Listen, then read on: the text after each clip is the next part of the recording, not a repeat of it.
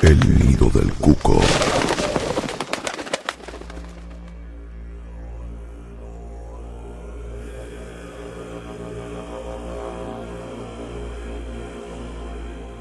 En medio de un mundo materialista e insensible,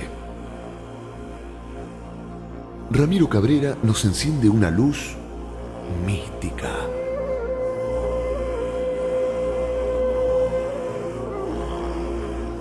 Mística.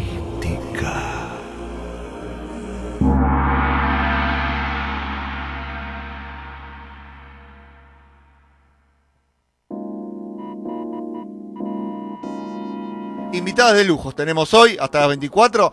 Nos visita ya porque necesitamos cada tanto elevarnos un poco. No lo dejaban pasar las fans y todo eso, se la amontonaban ahí en la puerta, pero bueno, llegó. ¿Cómo le va, Ramiro?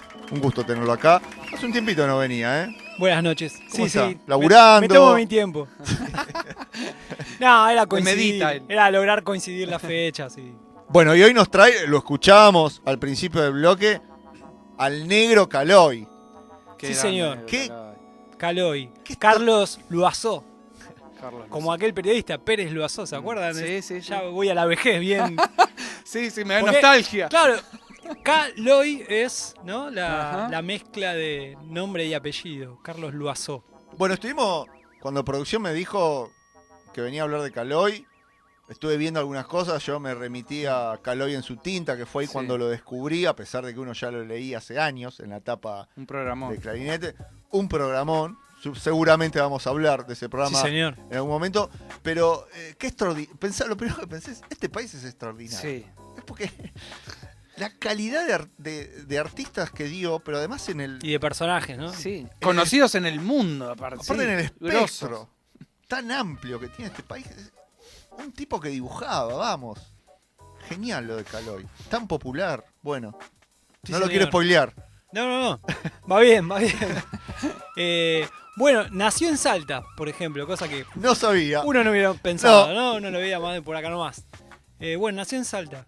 Y a los 19 años ya empezó a participar en publicaciones como dibujante.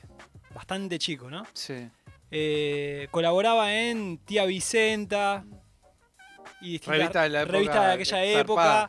El gráfico tiene 1000 millones de años, entonces bueno. Sí. Ahí... Y aparte de revistas de muchísima tirada de la época. Claro, llegaba mucha gente. Tal cual. Y bueno, con el tiempo fue creciendo, digamos, en lo suyo y llegó a Clarín, más o menos a los 25 años.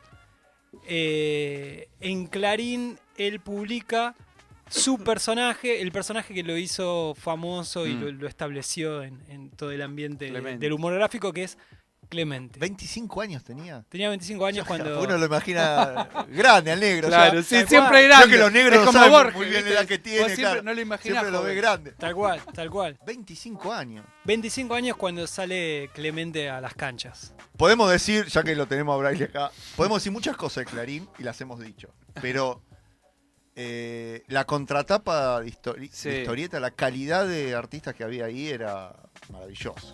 Siempre, sí. En primer lugar, ahora más o menos, pero bueno. Sí. Perdón, ya que estamos en eso, La Nación también tenía muy buena calidad. Eran distinto perfil, ¿no? Distinto perfil, pero a nivel artístico ambos tenían muy buena calidad. No sé, La Nación se permitía quizás publicar algún yankee mechado entre todos los otros dibujantes, y quizás el perfil era distinto, un poquito más por el lado de lo creativo y artístico, y Clarín, la mayoría de las tiras, no todas, pero la mayoría iban más a lo popular. Y eran diarias, además. Sí, claro. Cierta continuidad. Sí, eso seguro, sí. Bueno, Clemente, entonces, a los 25 sale en Clarín y se establece y dura décadas. Y Clemente es un personaje que, bueno, pasó a representar la idiosincrasia del varón, porque vamos a hacernos cargo, ¿no? El machismo, así como está ahora, obviamente más estaba antes. Era la idiosincrasia del hombre argentino. El atorrante del varón argentino. Claro. Y llegó a tener un programa en la tele. Exactamente. No salía en la tele. Bueno, tuvo una aceptación popular enorme. enorme. Sí. En el Mundial 78, que tiremos papelitos. Por supuesto que había gente disidente, gente a la que le desagradaba Clemente, pero lograba representar a una enorme cantidad de gente. ¿Sí? Muchos se sentían identificados. Sí. Clemente iba por el lado del tanguero, el cafetín, todo ese tipo de imágenes eran las que representaba. Un tachero, no sé, un taller mecánico. Esa gente era la que estaba representada por Clemente, ¿no? Y a la vez, a ver, hay una cosa que tampoco habría que pasar por alto. Caloi cuando comienza haciendo unos dibujos de principiante, medio pelo. La verdad que igual yo no sabía que era tan chico al principio, así que está súper justificado. Era un pseudo Kino. Kino ya estaba establecido y los dibujos de Caloi al principio eran muy parecidos a Kino. Era como una copia trucha. Y después logró pelar su estilo. Y Clemente ya tiene un estilo cerrado. Sí. Un estilo propio.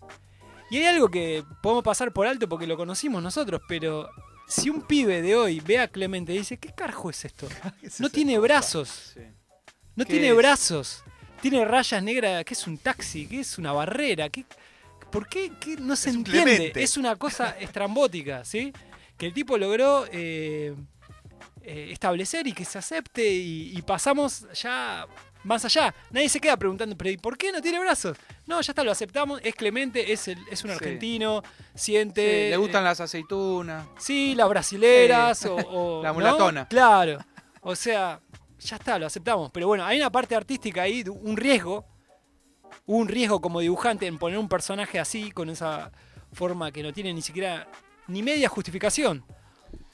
Porque después tuvimos personajes extraños, hemos consumido, pero tenían alguna justificación, no sé, que era un extraterrestre, Alf era un extraterrestre, o no sé, montones de personajes así raros, pero... Bob Esponja tenía brazos y piernas. Claro, pero era una esponja. Pero era una esponja, digamos, era un chiste, ¿no? Era un chiste en sí mismo, bueno, está todo bien. Ahora, Clemente no tenía ni pie ni cabeza y se aceptó, y bueno, eso tiene su mérito también, ¿no? Y bueno, después pasó a tener sketch hecho con títeres. En los 80, sí. Todo, ¿no? Nosotros consumimos eso. Clemente hecho con marionetitas. Claro, en televisión. En la época de los mundiales, ¿no? El Mundial 86, todo eso estaba... En la tribuna. Claro. En la tribuna. Y después también algunos breves dibujos animados también hubo. Sí. Apoyó la campaña del señor Méndez, ¿no? También con dibujitos animados que los nenitos iban golpeando el bombo. Volveremos, qué sé yo. ¿Sí? Dibujitos animados hechos por Caloi. Bueno, nada. Entonces, con Clemente se ganó a la gente, digamos, ¿no? El tipo. Y bueno, y representó y participó. A ver, conectó con el pueblo a través de ese personaje. Después, en los 90s, el tipo sale en cable y después fue alternando cable-aire, Canal A y Canal 7, Canal 7 sí. Con Caloi en su tinta. Caloi en su tinta era un programa, para los que no lo vieron, de dibujos animados, de animación. Pero pasaba animaciones que nadie conocía y con estilos y técnicas que jamás se te hubieran ocurrido que existían. De todo pasaba. Exacto. Además, de todo. Sí. Exacto. Entonces nos voló la cabeza a toda una generación. Sí, y te pasaba los cortos, no es que te hablaba de los cortos, los pasaba. Claro. Los veías ahí. Tal cual. En el programa. Estaba buenísimo. Les recomendamos verlo grabado, ¿no? Sí, claro. YouTube ponés Caloi en su tinta, está todo, está todo. Las presentaciones de él. Bueno, nada, eso nos volvió la cabeza a todos los que nos interesaba el dibujo, la animación, nos volvió la cabeza. Y a un montón de gente joven también, que quizás le parecía re loco nada más, por más que no se dedica al arte, ¿no? Sí, a mí me parecía re loco. Claro, sí, y les gustaba. A Paula también. Y te venía re bien, buenísimo. No, que te quería comentar algo que me parece de los dibujantes, no solo Caloi, sino Fontana Rosa, podemos nombrar un montón, que no es solamente el dibujante, sino que los tipos escriben guiones también. Claro. No, inventan a los personajes. No es solamente el dibujo, no es el tipo como... En el caso del humor gráfico, sí. Haciendo un dibujo en un papel, ¿no? O sea, ay, qué groso la técnica que tiene, sino que los tipos, qué sé yo, a través de Clemente, el tipo expresaba no sé, una subjetividad porteña, claro, tal cual, particular, que no también tenía que ver con su historia, pero digo, Hay ahí también el talento de un escritor, no solamente Sí, de un sí, dibujante, sí, ¿no? sí. Digamos sino que se entremezclan esas dos cosas. Me gusta eso, hagamos un Tal cual, paréntesis. sí. Usted que dibuja. Diga. Hay grandes dibujantes, historietistas que han laburado con guiones Claro. de otras personas. Pero en general, los grandes historietistas, cuando afinan eso que se llama estilo, Sí. Sí. también decae en una cuestión de argumentativa. Digo, los tipos escriben sus propias historias también. Sí. Kino, por Eh, ejemplo, también que vos lo nombraste, digamos. No es solamente el dibujo, Es ¿no? una condición. Hay grandes historietistas que no hacen sus guiones, que hacen historias de otros. O Sí, sí. ¿Sí? No, totalmente. O sea, el talento que destaca Andrés es real. Y Kino, por ejemplo, es el maestro de eso. Lo multiplica a Caloy, Ah. ¿no? O sea, la mezcla de talento gráfico y el guión narrativo, y narrativo.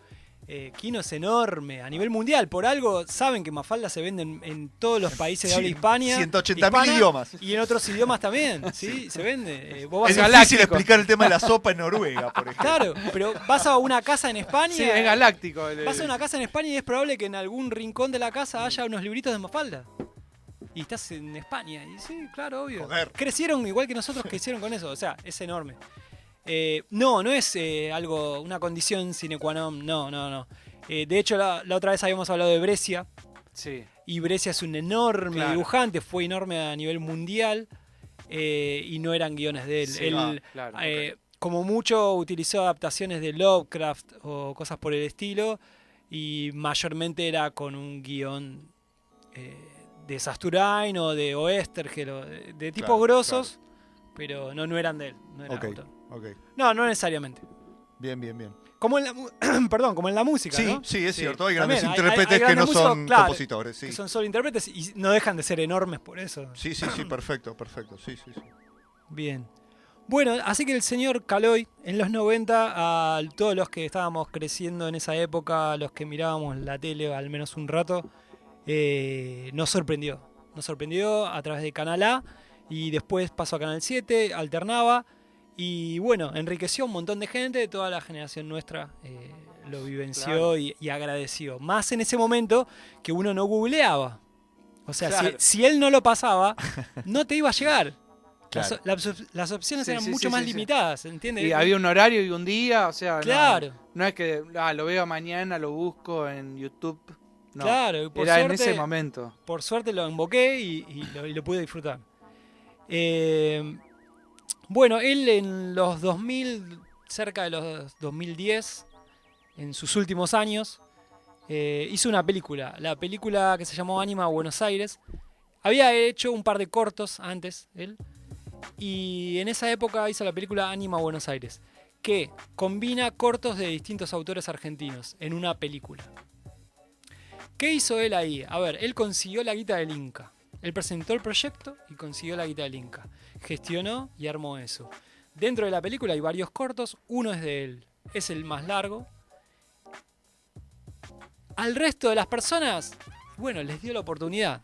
Tipo, llamó animadores de Santa Fe, de distintos lugares del país, le dio la oportunidad a Nine, que no es animador, pero que con un equipo de gente hicieron una animación medio experimental, un gran dibujante. Dio oportunidad, dio la oportunidad de que se luzca gente y que vaya a parar al cine lo que hace.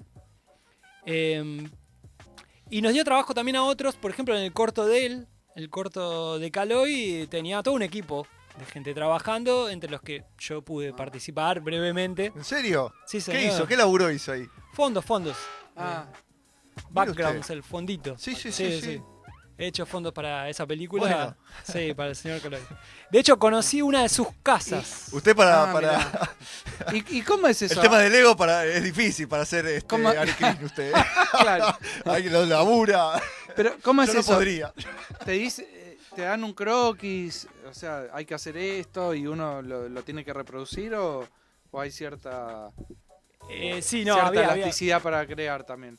Hay, pero es poca, es Ah. poca. Porque en animación, si vos mandás lo que te pinta, es difícil que coincida con lo que le pinta a él y al otro Sí. y al otro. Y cuando vos pones play, tiene que todo tener una Sí. coherencia. Si no, el espectador no entiende una goma. si todo va variando todo el tiempo, no se entiende nada. Entonces se necesita como un director, alguien que coordine todo eso. Entonces te llegaban bocetitos esquemáticos de los de él, dibujos de él así desprolijos, pero que bueno, vos entendés qué quiere decir y hay que hacerlo, bueno, mejor, con color, con paciencia, bien hecho. Participé en eso y cuando fui a cobrar esos laburitos, fui a la casa, a una de las casas que tenía el señor en Parque Lezama, un terrible caserón en Parque Lezama. 3 pisos, patio con... Grande, negro. Sí, pileta, arito de básquet. Pileta en el tercero, claro, el tercer piso tenía la pileta. Pensá que voy caminando acá, caminando en 5 minutos estoy en Casa de Gobierno, Parque Lezama, estoy ahí al lado, son unas cuadras. Y este tipo tiene un aro de básquet entre las plantas. Y mira dónde está ubicado, o sea, lo que sale una casa... Nosotros somos de provincia, estamos acostumbrados a tener parque, qué sé yo, pero... Ahí tener parque, tener una casa de 3 pisos. El Parque Lezama en el parque. Terrible. En la planta baja había montado eventualmente, durante el proyecto de la película, una especie de lugar que te atendía. Estudio, Claro, como si fuera un estudio. Estaba improvisado ahí. Mirá que me llegué a conocer eso. Y cuando entré ahí vi un cuadro siniestro para mí, desde el punto de vista estético. ¿Por qué? De un artista peronista, quizás Braille lo conoce. Un pintor que es muy famoso por hacer pinturas alegóricas peronistas. ¿Quién? ¿Cómo se llama? No lo sé el nombre, perdón. Hay que hablar con ese tipo producción, por favor. No tengo el dato, pero Caloi lo bancó, fue y le compró el cuadro y tenía ahí un cuadro enorme de Evita y Perón, sí. O sea, muy poco artístico. Como una ilustración hecha gigante en óleo al pedo, no sé, una cosa... Se llamaba así, óleo al pedo. Para fanáticos, Claro. O sea, no, qué sé yo, era así, era la cara. ¿Lo conociste? A él. A Caloi no en ese momento, me atendió otra persona, qué sé yo. Hablé por teléfono con él, pero no, en mano a mano en ese momento no enseguida. Bueno, nada, qué sé yo. Se dio eso de conocer. Pero bueno, esa película dio la posibilidad, qué sé yo, nos dio trabajos así, migajas a distintas personas. Perdón, ¿de qué año es la película? Me pasó a mí. No me acuerdo bien si 2010, 2009, pero por esa época. Un par de años más, unos menos, más o menos esa época. Bien. En el 2012 el Palma, así que es justo un poquito antes. Por ahí, por el 10 más o menos. Bueno, le decía, eso nos dio un poquito de laburo, un puchito de laburo a varios que ayudamos en ese proyecto. Y la oportunidad de lucirse a los que dirigieron los otros cortos, ¿no? Qué sé yo, estuvo interesante. Bueno... pero voy a ir resumiendo y además no pretendo abarcar a Caloi en esto. Me parece que hay gente más fanática que yo de él que podría hablar, o gente más fanática del peronismo que le puede hablar mucho de Clemente, porque hay mucho para analizar de Clemente si uno se pone, porque abarcó periodos, ¿no? De los mundiales y a montones de cuestiones. Creo que se podría sacar material en otros momentos. Yo lo quiero conectar, usted sabe, en esta sección, por favor, con las cuestiones espirituales y todo eso. Y entonces, ¿qué carajo conecta de Caloi con lo espiritual y todo eso? Bueno, el punto que yo planteo acá es la conexión a través de lo que es el dar. Dar. Lo que propongo es observar que Caloi nos dio un montón de cosas. Le dio durante un tiempo identificación a un grupo enorme de gente, ¿sí? Si bien algunos seguro lo odiarían, mucha gente se sintió identificada con Clemente. Y después a generaciones como la nuestra, principalmente nos llegó por el lado de Caloi en su tinta. Ese tipo que de repente había un programa en la tele de aire que te mostraba cosas que no ibas a ver en ningún otro lado, ¿sí? Bueno, fue un regalo. Si no, nosotros no lo íbamos a recibir. Íbamos a seguir recibiendo Disney, Warner y para de contar. Lo comercial, la animación comercial. No hubiéramos llegado a eso. El tipo abrió ese juego. Nadie lo obligó, no era un negocio. Digamos, a simple vista no es un negocio eso. Sin embargo lo hizo y nos lo dio. Entonces yo creo que eso es más que valioso. Tan solo eso creo que es más que valioso de ese programa, Caloi en su tinta. Ahora, he escuchado detractores de esto. A mí me parece increíble. Y esa es la parte que a mí me interesa. Bueno, he escuchado detractores. ¿Y qué decían? Sí, Caloi en su tinta. ¿Sabes qué hacía? Esos programas que pasaba, todos esos cortos que vos veías, era un enlatado que compraba en Europa el chabón. Bueno, sí. De hecho, no sé si en esa época, si no serían VHS, no sé qué soporte había en ese momento. Pero dicen, no, sí, son unos enlatados, son de festivales de animación. Sí. Y el tipo lo pasa y lo va partiendo y hace separadores. Y claro, salía Caloi, ¿se acuerdan que salía él hablando, al lado de una explicando. lámpara, hablando, explicando, como una introducción de este autor, es un checo que bla, bla, bla, bla, bla, y pasaba el video. Y me echaba, en casi todos los programas, metía un pedacito, suponete, de algo hecho por él, de alguna mínima animación que improvisaba, o de alguna animación vieja de él, o de algún autor argentino metía algo, un detalle metía. Inclusive algunos interactuaban con él. Claro, sí. jugaba con eso, Sí. sí. Pero principalmente era el material era este enlatado europeo de festivales de animación. Entonces, bueno, yo escuché detractores diciendo eso, es un ladri, lo que hacía era compraba barato un enlatado de animación y lo iba pasando de a poquito, me echaba un par de chistecitos y una pizca de animación nacional y salía con fritas. La gente hace eso. Sí, Hacemos se hace así, eso. pero se hace así. ¿Cómo quiere que lo haga en esa época? No, pero me refiero a las críticas. Hacemos esas cosas. O sea, las personas hacemos ese tipo de cosas, ¿no? Y bueno, ahí estaba alguien dándole un palo diciendo, es un ladri, parece como... Pero no es él el curador, no es que él los descubrió solo a esos autores o... Nada, eso lo hace cualquiera. ¿Se entiende a la que voy? Sí. Bueno, y ese es el tema que me interesa a mí. Pascolini acá plantea, hace tiempo que viene planteando, el tema de la moda espiritual. Todo lo que es la espiritualidad de supermercados, ¿no? Que hay mucho ahora. Y los problemas que eso trae, lo superfluo que es y los huecos que va rellenando, ¿no? Bueno, estos libros, por ejemplo, de supermercado, como los de Stamateas, todo eso, plantean cuestiones como encargate de tu felicidad, deshacete, alejate de la gente tóxica. Pensamientos negativos Bueno, fuera. Claro. Cosas súper graves, porque o sea, Muy grave. gente tóxica, ok, sí, se entiende a lo que se refiere y todos conocemos y es verdad que es desagradable una persona así. Claro, pero deshacerte es terrible el planteo. O sea, es cagate en el otro porque te va a retrasar. De última, que se rescate solo o que se cague muriendo. La bajada es esa. Sí, que te deje de importar. Sí. Claro. O sea, estos libros del orto, de 20 pesos en el supermercado, te están lavando la conciencia. Sé un garca y yo te lo justifico. Sos profundamente garca, no es que sos un tipo Sos que... espiritualmente garca. Claro, no se dio cuenta y la... Te dan el título, Sí, el título claro. de Garca. No es que te distrajiste, no, tranquilo. Hay Sí. una causa profunda para ser así, hijo de puta. Mirá, te doy este respaldo, dormí tranquilo. Yo te doy claro. Claro, dormí tranquilo que no te pasa quedaba nada. otra. De hecho, es algo bueno. Te lo doy que los hiciste. fundamentos de por qué tenés Sí, que ser sé un garca, sí. sé garca, es profundo ser garca. Bueno, y el encargate de tu felicidad, que no quiere decir que no exista, ya repito, lo de los tóxicos, y encargarse de la felicidad propia tampoco es que esté mal.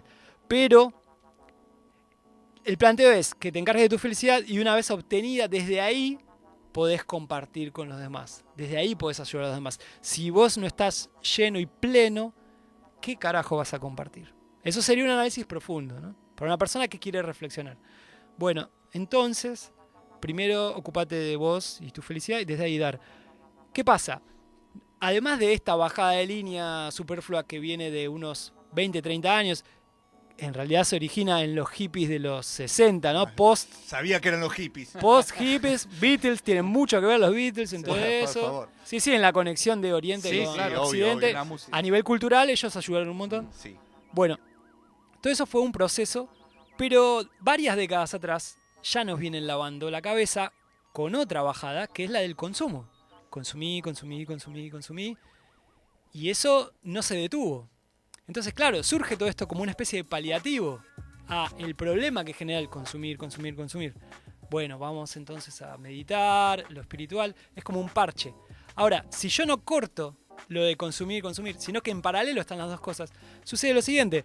Para vos encargarte de tu felicidad, si a la vez vos tenés afiches en la calle sonidos en el teléfono, en la tele, en todos lados, que te invaden de todo lo que tendrías que tener, te quedás atrapado en la coyuntura.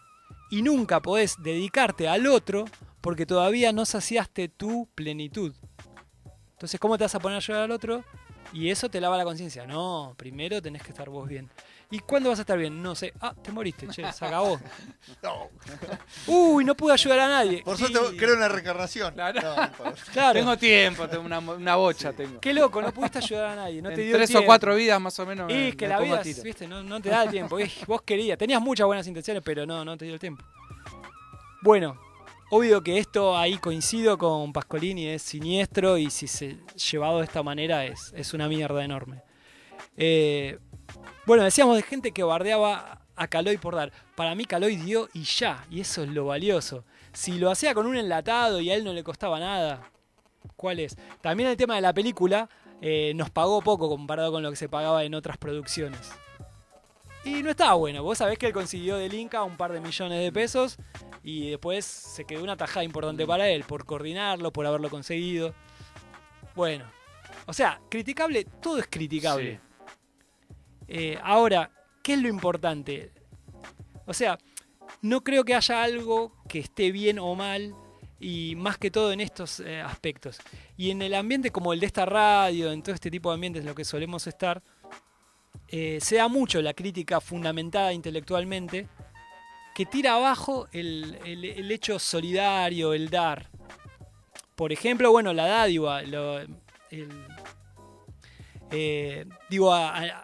a nivel político, por ejemplo, la típica acción peronista de dar un poco para que el pueblo sonría, le doy un choripán, lo tengo contento, qué sé yo. Esa imagen, sí. Claro. Y después, en montones de otros aspectos, también he escuchado criticar, sí, es la típica minita que los fines de semana va y da un taller gratis en una villa para lavar su conciencia burguesa de que en realidad va a Starbucks en la semana. Entonces va un ratito y siente que ayudó a los pibes y ya está. Sí. ¿No? Todo eso lo escuchamos. Sí. Bueno, ¿y entonces qué? A eso voy, o sea, el hecho de dar, eso es lo importante. Andala con, ¿no? Sí. con la crítica, con el ponerse a analizar si verdaderamente era lo mejor que se podía hacer o si solo estás queriendo satisfacer tu ego.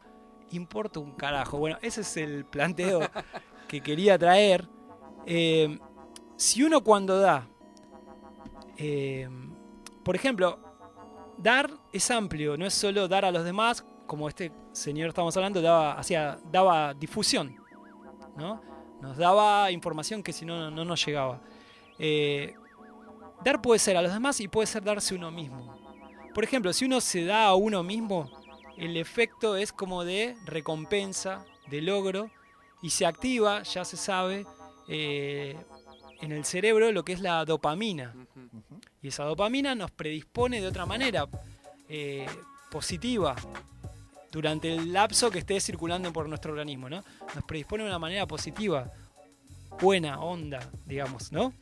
El hecho de dar a los otros, si vos sentís que estás dando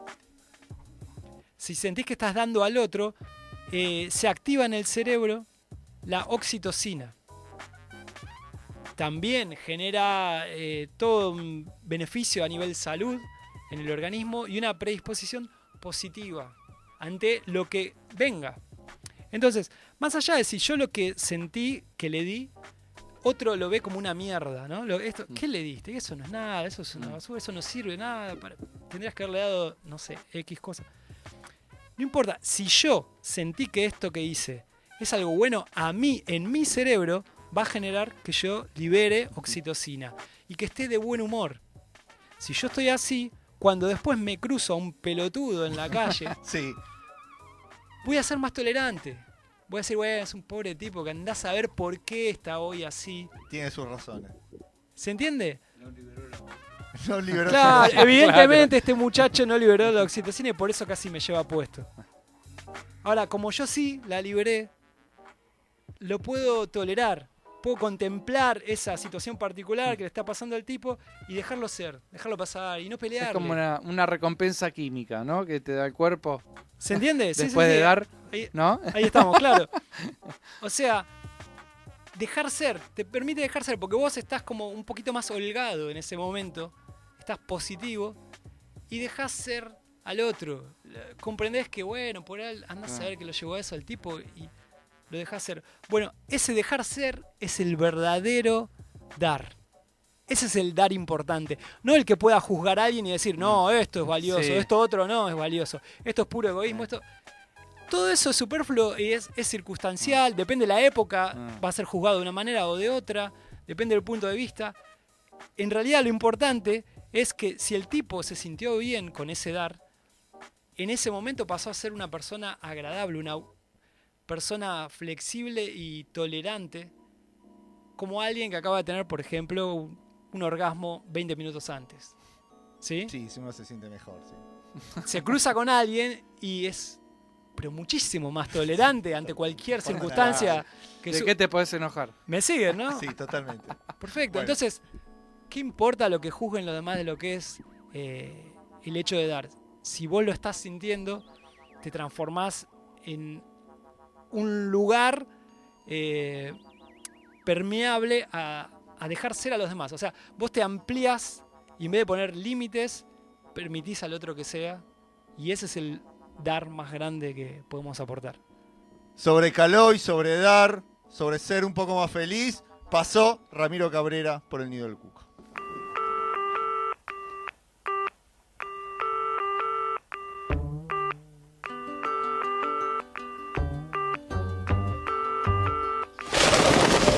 www.nidodelcuco.com.ar, una revista con todas las letras.